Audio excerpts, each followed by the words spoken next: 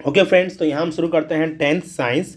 यहाँ पे हम सब क्विक रिवीजन करना चाहते हैं। ठीक है, मैं आपको यहाँ पे ब्लू प्रिंट दूंगा और इंपॉर्टेंट क्वेश्चन दूंगा सेक्शन सी और डी के। ठीक है, ब्लू प्रिंट आपने फ्रेंड पहले भी देख लिया है। ठीक है, बट यहाँ मैं ब्लू प्रिंट दोबारा देने वाला हूँ। तो दोबारा देने का रीज़न ये होगा कि हम ब्लू प्रिंट से ये समझेंगे कि कौन से चैप्टर को हम लोग को थोड़ा सा ज़्यादा मार्क्स से पढ़ना है, कौन से चैप्टर के हमें सारे पढ़ने हैं, कौन से चैप्टर के हमें कम कम मार्क्स से पढ़ने हैं। ठीक है, जिससे हमारा क्या थोड़ा काम अभी आसान हो जाए, हमारे पास टाइम भी कम बचा हुआ है।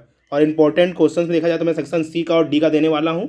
ठीक है, वही क्वेश्चन आपको एग्जाम में डिट्टो पूछेगा। ठीक है, खाली हल्का सा सेंटेंस चेंज करेगा, बट क्वेश्चन उसका पूछने का रीजन वही रहेगा। ठीक है फ्रेंड, तो यहाँ पे हम लोग अपना सेक्शन स्टार्ट करते हैं। तो सबसे पहले आपके सामने यहाँ पे ब्लू प्रिंट पड़ा हुआ है। तो आप देखोगे ब्लू प्रिंट के अंदर आपको सेक्शन मैंने ABCD लिखा हुआ है। ए में मैंने 1 लिखा, फिर 4 4 5 5 7 7। ये कोई नंबर नहीं है फ्रेंड, ये चैप्टर नंबर है। ठीक है, चैप्टर नंबर 1, चैप्टर नंबर 4 के 2 क्वेश्चन, 5 के 2 क्वेश्चन, 7 का 2, 8 का 1, 9 का 2, 10 का 1, 11 का 1, 12 का 1, 14 का 1, 15 का 1, 16 का 1। सेक्शन बी में जाओगे फ्रेंड तो हमारा चैप्टर नंबर 2 का एक क्वेश्चन, 3 का एक, 5 का क्वेश्चन और में आएगा, 6 का और में, 8 का पूरा क्वेश्चन, 10 का, 12 का और में, 13 का, 15 का, 16 का और में। वही अगर आप सेक्शन सी में जाते हो फ्रेंड तो सेक्शन सी में एक 2 से मार्क्स का चैप्टर नंबर 1 का आएगा, 3 का क्वेश्चन और में, 7 का क्वेश्चन आएगा, 8 का क्वेश्चन आएगा, 9 का क्वेश्चन और में, 10 का और में, 12 का क्वेश्चन और 14 का क्वेश्चन। सेक्शन डी में 2 का क्वेश्चन और में, 4 का क्वेश्चन, 6 का क्वेश्चन, 11 क्वेश्चन और 13 क्वेश्चन और में। ठीक है फ्रेंड, ये हमारे का पेपर स्टाइल में हमारे ये पेपर स्टाइल है। और कौन सा क्वेश्चन और में आने वाला आपको यहाँ दिख रहा है फ्रेंड, आपको क्या करोगे उसके और के साथ तैयारी कर सकते हो, कौन सा कम कौन मार्क्स का। यहाँ पर नॉर्मली हम देखते हैं तो अगर हम कुछ कम फोकस मार्क्स करेंगे तो हमारे पास देखिए, मैं थोड़ा यहाँ पे पेन डाल देता हूँ।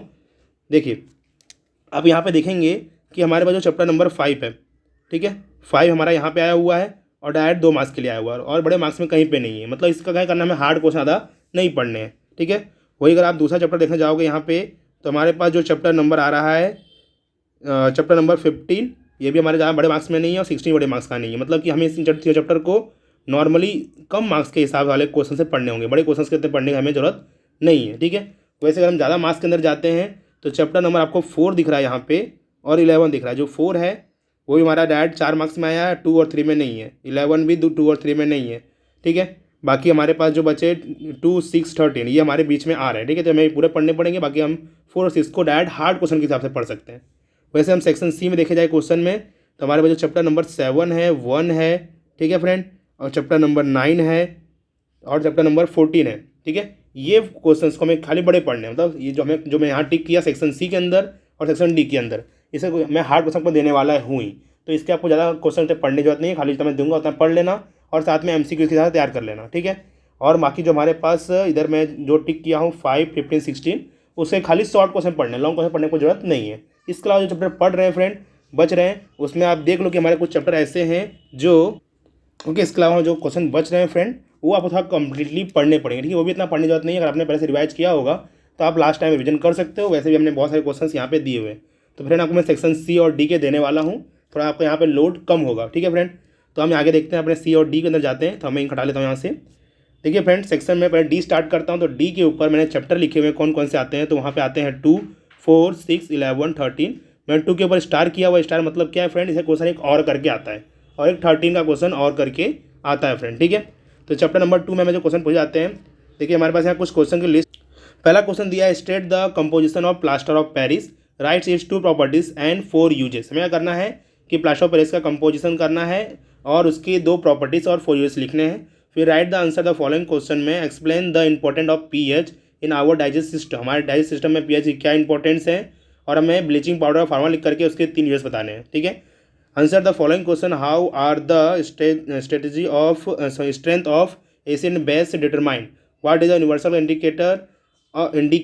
Indicator write its use. ठीक है फ्रेंड, इसमें क्या बोला हमारे पास कि एसिड बेस का स्ट्रेंथ क्या है और यूनिवर्सल इंडिकेट क्या है और उसके यूज बताने। ठीक है फ्रेंड, इसमें जो फ्रेंड जो क्वेश्चन नंबर 2 है इसको एक तरह से आप IMP तरह टिक कर लीजिए। इसे IMP टिक मतलब ये सारे क्वेश्चन IMP हैं, बट जो मैं क्वेश्चन टिक करने राउंड करने वाला हूँ उस क्वेश्चन पेपर क्या करना होगा आपको एग्जाम के टाइम पर। जैसे मान लो 20 का एग्जाम है तो 19 की रात को उसे उन क्वेश्चन एक बार रिपीट कर लेना है, इससे क्योंकि वो क्वेश्चन बहुत रिपीट हुए एग्जाम में और उसे आने के मोस्ट इंपॉर्टेंट चांसेस हैं। तो बाकी क्वेश्चन आपको सारे पढ़ने हैं, बट जो मैं राउंड करूँगा उसे और IMP तरह से पढ़ना है। ठीक है फ्रेंड, आगे देखते हैं हमारे पास फ्रेंड चैप्टर नंबर 2 के और क्वेश्चन है हमारे पास। जैसे लिखा है, describe with the experiment so the reaction of sodium carbonate with the dilute hydrochloric acid. ठीक है। फिर describe with the diagram of experiment showing the reaction of zinc granule with dilute sulphuric acid. फिर explain the composition of washing soda and baking soda and write the difference between baking soda and baking powder. ठीक है friends, इसमें जो हमारा question है friend, इसमें आप देखो एक जो क्वेश्चन नंबर हमारे पास सेकंड नंबर पे है, इसको आप टिक कर लो, एग्जाम के टाइम पे इसे प्लीज़ रिपीट कर लेना। ठीक है, ये भी इंपॉर्टेंट क्वेश्चन हमारे पास है, सारे इंपॉर्टेंट है, बट जो टिक कर रहा हूँ उसे एग्जाम के टाइम पे रिपीट जरूर करना है आपको। चैप्टर नंबर 4 में आते हैं हमारे पास, what is the functional group. ठीक है, state any 4 functional group, give 2 example of each.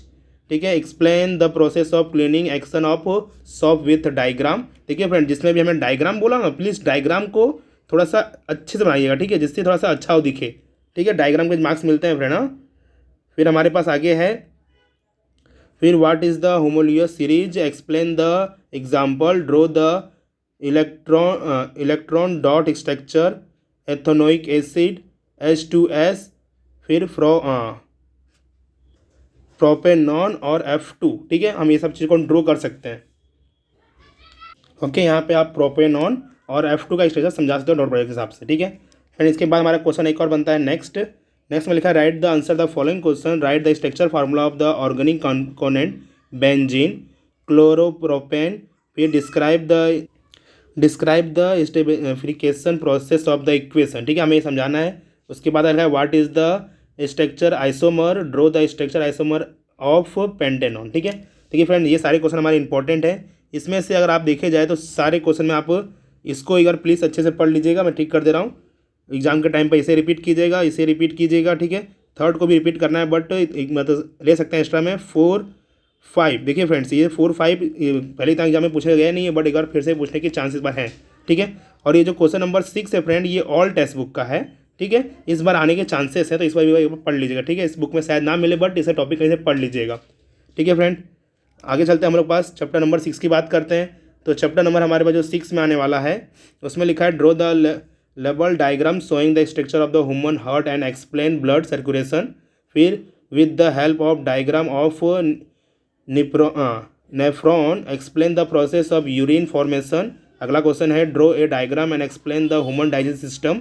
उसके बाद लिखा है, answer the following question, compare the mechanism a alveoli in the lungs and nephron in kidney.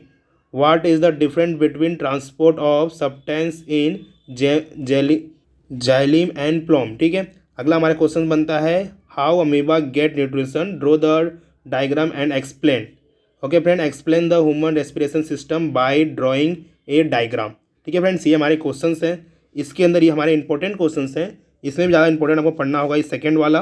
ठीक है, एग्जाम ये जो मैं जो टिक कर रहा हूँ एग्जाम के टाइम पे रिपीट करना है, पढ़ने सारे हैं, बट एग्जाम के टाइम पे इसे एक बार रिपीट कर लेना है।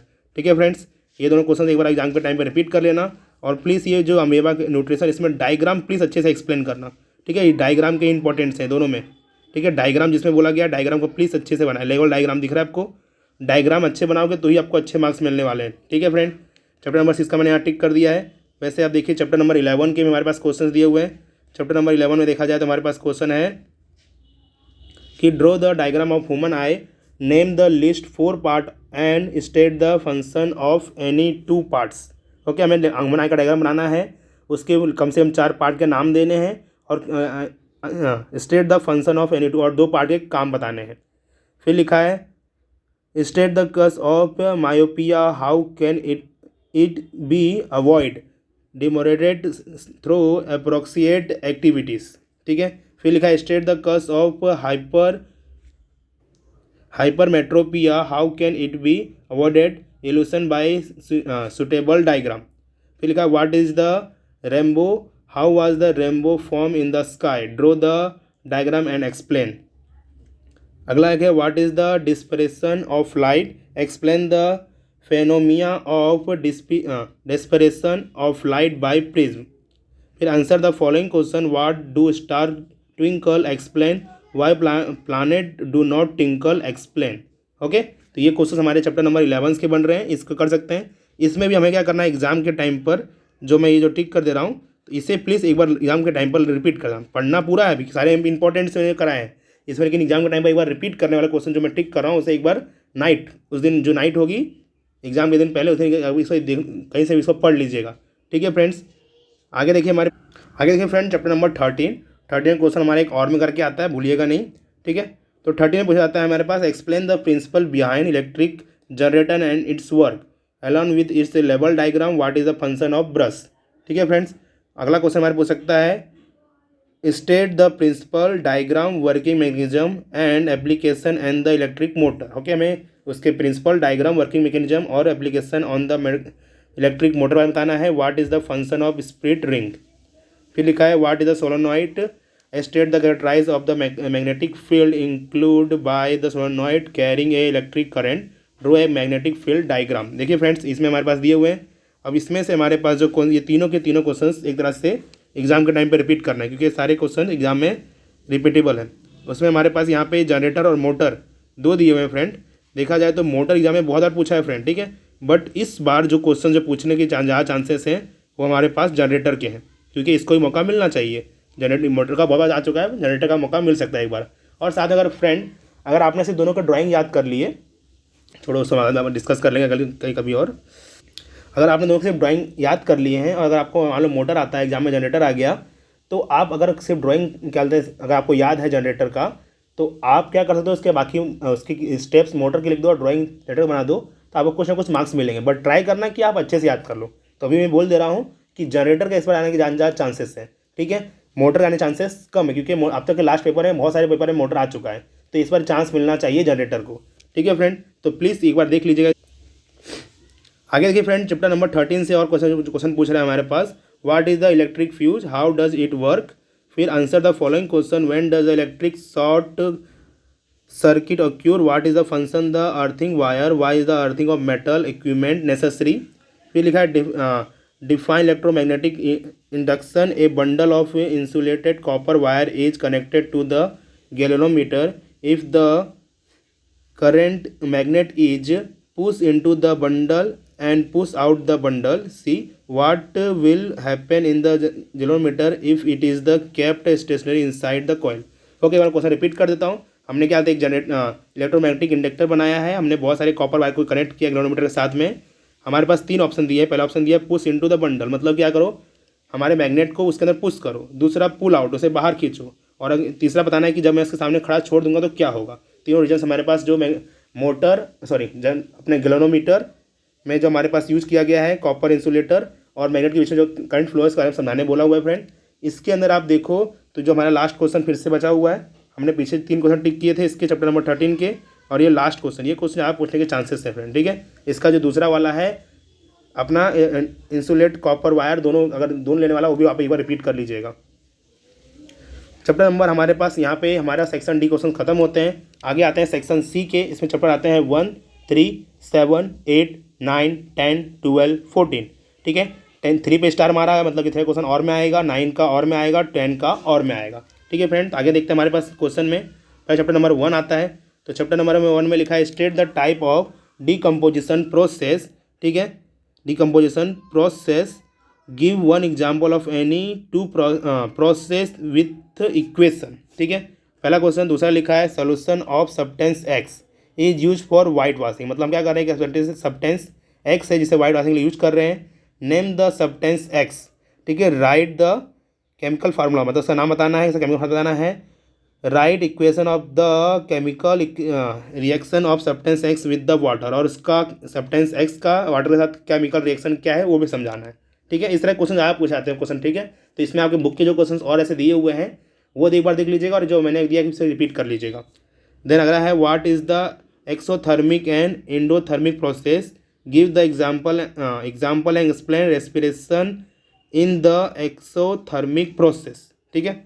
अगला लिखा है, why are decomposition process called assimilation versus process, write the equation for this process, ठीक है फ्रेंड। इसमें आप देखिए फ्रेंड, इसमें हमारे पास जो स्टार्टिंग के जो तीनों में टिक कर दे रहा हूँ, लास्ट टाइम इसे रिपीट जरूर कर लीजिएगा। और इसमें मैं बताएगा आपको एक्स्ट्रा क्वेश्चन देख सकते हो, बुक में और दिए होंगे मिसिंग टर्म वाले, और भी कुछ ऐसे क्वेश्चन पूछ सकता है। मैक्सिमम क्या पूछेगा, आपको जो इक्वेशंस दिए होंगे वही कोई इक्वेशन पूछा हुआ होगा। बस आपको क्या करना है, आपका दिमाग में अगर सारे इक्वेशंस हैं तो आप सेकंड नंबर जो क्वेश्चन आपको दिख रहा है इस तरह क्वेश्चन कर सकते हो, ठीक है फ्रेंड। ये क्वेश्चन अभी ज़्यादा रिपीट हो रहा है इस तरह के क्वेश्चन, तो प्लीज़ इसे बड़ा अच्छे से पढ़ लीजिएगा। आगे देखिए फ्रेंड, हमारे पास लिखा है, when you mix a solution of lead nitrate and potassium iodide, what colour respirate in obtained, name this object, write the balance chemical equation of this process. इसमें क्वेश्चन को थर्ड एक और पूछा जाएगा, टाइप ऑफ प्रोसेस, बताना है कि इस प्रोसेस का टाइप भी कौन सा है। ठीक है, इसमें थर्ड क्वेश्चन आएगा लास्ट वाले में, हमारे पास एक थर्ड क्वेश्चन ऐड होके आएगा। अगला हमारे पास है चैप्टर नंबर 3 क्वेश्चन देखे जाएंगे। तो 3 में लिखा हुआ है explain with the diagram the method of electrolysis of refined copper metal. फिर लिखा है answer the following question, what is the amphoteric oxide, give a example, reason although aluminium is a very reactive metal, it is use to make cookware. ठीक है, इसमें लिखा है explain the formation of magnesium chloride by exchange of electron. ठीक है friend, इसमें देखिए friend जो मैं थर्ड नंबर टिक कर दे रहा हूँ, प्लीज़ ये थर्ड नंबर को एग्जाम टाइम में एक बार रिपीट करिए, लास्ट नाइट का टिक कर दे रहा हूँ, पढ़ना पूरा पूरा है। ठीक है फ्रेंड, इसमें कमजोरी मत कीजिएगा। आगे देखिए फ्रेंड चैप्टर नंबर 3 के और क्वेश्चन हमारे पास है, compound X and aluminium are use to join railway track, identify the compound X, why what name is this process known, write the chemical equation of. हमें पता करना है कि रेलवे हम लोग में एल्युमिनियम के साथ किसको मिक्स करके बनाते हैं। ठीक है, अगला पूछा है हमारे पास the electronic structure of 3 elements A B C are the follow a 282 287 24। देखो 282 हमारा कौन है, मैग्नीशियम, फिर क्लोरीन, और हमारा अगर लास्ट कौन है, कार्बन। पूछा इसमें से कौन सा जो मेटल है, नेम डेट मेटल्स। ठीक है, हमें करना है इसमें से कौन सा, ए बी सी में is a metal, which element, कौन सा एलिमेंट मेटल है। तो अगर आपको टेबल के बारे में पता होगा तो हमारे पास देखा जाए तो मेटल हमारे पास आने वाला है ऑप्शन ए 282 हमारा कौन है, मैग्नीशियम है जो हमारा मेटल होगा। ठीक है, देखिए फ्रेंड चैप्टर नंबर आपका 3 में आपका एक ज़्यादा इंपॉर्टेंट आया था, मैंने क्वेश्चन नंबर 3 पे ज़्यादा टिक किया हुआ है। चैप्टर नंबर हम 7 में आते हैं, तो 7 नंबर में आता है draw the diagram showing the structure of neuron and describe its function. फिर क्या, explain the irregularity and disorder due to the hormonal imbalance in human. फिर लिखा है what is the function of receptor in our body, describe a situation where the receptor are not specify, what problem can arise. ठीक है, अगला है what is the reflex arc, explain reflex action of spinal cord. फिर लिखा है describe the human brain with the function of different parts. Okay friends, ये हमारे question है। इसमें भी अगर आपको ज़्यादा इंपॉर्टेंट है तो हमारे देखो 1 जो 5th नंबर है, देख रहा है फ्रेंड, ह्यूमन ब्रेन वाला। प्लीज़ फ्रेंड ह्यूमन जो ब्रेन वाला है, प्लीज़ उसके डायग्राम को एक बार अच्छे से सीख लीजिए। बहुत ऐसा डायग्राम पर प्रैक्टिस नहीं करते, बोलते हैं ये क्वेश्चन आएगा ही नहीं। ठीक है, बट ये क्वेश्चन आने के इस पर चांसेस हैं, तो प्लीज़ उसका डायग्राम सीख लीजिए। अगर आपने डायग्राम और उसकी लेवलिंग भी कर दी ना, तो भी आपको बहुत सारे इसमें मतलब पूरे मार्क्स तो नहीं मिलेंगे, बट फिर भी बहुत सारे 3 में से आपको 2 मार्क्स मिल जाएंगे। अगर आपने इसके बारे में लिख भी दिया तो पूरे 3 मार्क्स मिलने से कोई आपको रोक नहीं सकता। ठीक है फ्रेंड, ये सारे क्वेश्चन हैं, और प्लीज़ जितने भी डायग्राम दिए हुए प्लीज़ उन सबके डायग्राम को अपने माइंड में बैठा ही लीजिए। ठीक है, तो मैंने यहाँ पे 5th नंबर पे टिक कर दिया है, इसे आपको क्या करना है, लास्ट टाइम एक बार रिपीट करना ही है। ठीक है फ्रेंड, चैप्टर नंबर हम 8 में आते हैं, तो 8 नंबर में हमारे पूछ सकता है draw a diagram of female reproductive system and explain. ठीक है, फिर name the method of asexual reproduction, explain binary fission in amoeba with the help of diagram. फिर लिखा है what is the menstrual cycle, explain the process from embryo implantation to child birth in a human. फिर write a short note on budding. फिर write the answer as ask what are the different method of contraction, right might be the reason of adopting contraception method or device। ठीक है friend, इसमें मतलब कि female reproductive system के बारे में समझाना होगा, explain the method of sexual production के बारे में समझाना कि कैसे वो लोग करते हैं, और उसमें एग्जाम्पल लेना, अमीबा के बारे में बताना हुआ है। फिर मेंस्ट्रुअल साइकिल बताना के बारे में बताना है।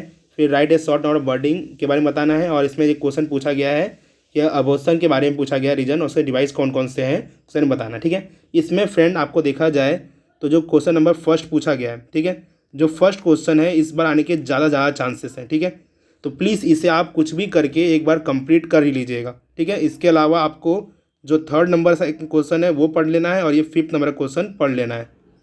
तो फ्रेंड ये तीनों क्वेश्चन मैं टिक किया हुआ हूँ, इसमें ज़्यादा आपको फोकस करना है फर्स्ट वाले पे, ठीक है। बाकी पढ़ने पाँचों हैं, एग्जाम टाइम रिपीट करना, ये एग्जाम पढ़ने पाँचों आपको पाँचों आने चाहिए, ठीक है। जरूरी नहीं कि पाँच जो मैं टिक किया वही पूछे, बट ये तीनों ज़्यादा MP क्वेश्चन बनते हैं, पूछे जाएंगे। उसमें MP हमारा फर्स्ट वाला है, ठीक है फ्रेंड। तो इस तरह से आप इसे कंप्लीट कर सकते हो। अब आगे देखते हैं चैप्टर नंबर हमारे पास जो 9 है। 9 में लिखा है explain sex determination process in human. फिर what are the analogous organ and homologous, explain.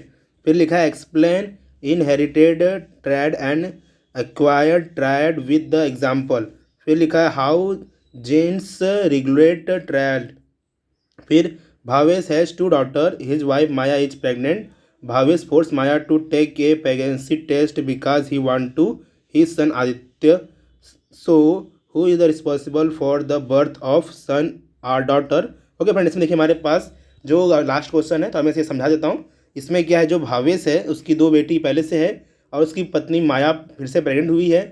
Bhavesh अपनी पत्नी माया को फोर्स करता है कि आप प्रेगनेंसी टेस्ट कराएं, ठीक है, क्योंकि उसे अब बेटा चाहिए, ठीक है, और वो बेटे का नाम आदित्य रखने वाला है। यहाँ पे क्वेश्चन में दिया हुआ है। फिर हमें क्वेश्चन पूछा है कि बच्चा या बच्ची, लड़का या लड़की होने के लिए रिस्पॉन्सिबल कौन है, मेल या फीमेल, ठीक है। फिर हमारे पास बोला है कि in case the Bhavesh is two daughter which chromosome would be not be been invented genetic. अगर भावेश की 2 बेटियां हैं तो कौन सी क्रोमोजोन है जिसमें पार्टिसिपेट नहीं किया है, और जो अबॉर्शन है वो अनलीगल है। आपको ये समझाना है, ठीक है फ्रेंड्स। इसमें आपको जो ज़्यादा MP बनेगा, इसमें जो सेकेंड क्वेश्चन है, ठीक है, और हमारा जो ये 4th क्वेश्चन है, ठीक है फ्रेंड, इसमें इस तरह के क्वेश्चन ही पूछे जा सकते हैं, ठीक है। तो इस पर भी आप फोकस कीजिएगा, बट ये हमारा ज़्यादा एग्जाम टाइम में दोनों को रिपीट कर लीजिएगा एक बार, ठीक है। आगे आते हैं हमारे पास चैप्टर नंबर 10 में। चैप्टर नंबर 10 हमारे कौन सा लाइट चैप्टर है, ठीक है। तो हमें क्या करना है, डायग्राम दिखाना है type of reflection obtained by the place. हमने क्या किया, C और F के बीच में रखा हुआ है और उसका इन्वर्टेड मिरर के सामने, inverted mirror in front of the inverted, okay, C and F in front of. यहाँ पे मैंने थोड़ा सा मिस प्रिंट कर दिया है, ठीक है, इन्वर्टेड मिरर नहीं आएगा, ठीक है। यहाँ पे आपका इन्वर्टेड मिरर थोड़ा मिस्टेकली आ गया है, ये आप इसे कट कीजिए। यहाँ पे आना चाहिए कॉनकेव मिरर, ठीक है। कौन सा mirror, concave mirror, concave mirror, ठीक है। तो इसमें बताना है कि हमें C और F के बीच में रखा हुआ है कॉनकेव मिरर के सामने। तो पता करना है कि इसका इमेज और पोजिशन क्या होगा और उसके बाकी टाइप समझाने होंगे। इसमें आपको नेचर, टाइप, इमेज पोजिशन और ऑब्जेक्ट पोजिशन जहाँ समझानी होती है। अगर आपको यहाँ को वैल्यू दी, आपको न्यूमेरिकल सॉल्व भी करना पड़ सकता है उसको, ठीक है फ्रेंड्स। आगे देखिए हमारे पास, आगे यहाँ पे दे सकता है state which the mirror is use to the following situation the given. हमें पता करना है कौन कौन सा इसमें मिरर यूज किया जाता है। हेडलाइट ऑफ कार में, साइड मिरर ऑफ व्हीकल्स में और सोलर फर्नल में। उसके बाद लिखा है what is the fraction of light, right the law of refraction of light, ठीक है। अगला है write the magnification, explain in brief. फिर लिखा है एक्सप्लेन, इसमें एग्जाम्पल दिया हुआ है कि 10.1, 10.3, 10.4 एग्जाम्पल करने होंगे। साथ ही पीछे एक्सरसाइज जो क्वेश्चन है उसमें 7, 14, 15, 17। फ्रेंड इसके लिए मैं आपको एक वीडियो बना डाल दूंगा जिसमें आप इसको न्यूमेरिकल में सब समझाया होगा, ठीक है। चैप्टर नंबर 10 में कैसे यहाँ पे दिया हुआ है कि 10 में एक क्वेश्चन और करके आता है। तो और के हिसाब से क्या होता है कि हमारे पास या तो वो ऊपर के 4 क्वेश्चन दिए होते हैं या और में हमें कोई न्यूमेरिकल दिया होता है, ठीक है। तो हम यहाँ पे न्यूमेरिकल्स पे ज़्यादा फोकस कर सकते हैं। देखिए फ्रेंड्स, यहाँ पे हमारा जो क्वेश्चन नंबर 1 थोड़ा सा इंपॉर्टेंट है, सारे क्वेश्चन ज़्यादा पूछे जाते हैं, ठीक है। ये क्वेश्चन नंबर जो 2 है ये बुक का ही क्वेश्चन दिया हुआ है हमें यहाँ पे, और जो क्वेश्चन नंबर 3 थोड़ा इंपॉर्टेंट है। इसके साथ में आपको एग्जाम्पल फोकस करना है। अगर आपको एग्जाम्पल या फिर न्यूमेरिकल्स करने अच्छे लगते हैं तो आप ये भी कर सकते हो। इसे क्वेश्चन एक और में क्वेश्चन ये पूछ सकते हैं, ठीक है। ये हमारे लास्ट टाइम रिविजन क्वेश्चंस बन गए यहाँ पे। ओके फ्रेंड्स, तो आगे हमारे पास आता है चैप्टर नंबर 12। चैप्टर नंबर 12 में पूछता है कि derive the formula of equivalent resistance for series connection of register. फिर डिराइव द फार्मूला ऑफ, अच्छा मैं क्या करना है, सीरीज का बताना है, रेजिस्टर का फार्मूला क्या होगा, फिर पैरेलल रेजिस्टेंस का फार्मूला क्या बनेगा, फिर what type of connection is there in the domestic electrical circuit, state the advantage. हमारे घर के में कौन सा करंट सप्लाईमेंट होता है, उसके एडवांटेज क्या है, मतलब कि हमारे घर में कौन सा आता है फ्रेंड, पता चाहिए आपको। AC आता है, ठीक है, AC मतलब AC करंट आती है।